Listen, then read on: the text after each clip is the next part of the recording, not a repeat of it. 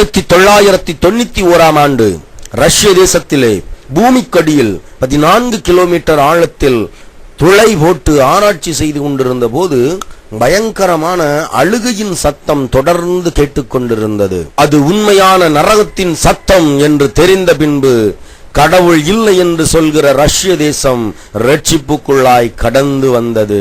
நரகத்திலே அவரவர் பாஷையிலே ஜனங்கள் ஐயோ ஐயோ ஐயோ என்று அலறுகிற சத்தத்தை நீங்களும் கேளுங்கள். அப்படிப்பட்ட நரகத்தில் நீங்களும் போகாதபடி இப்பொழுதே இயேசுவை தேடுங்கள்.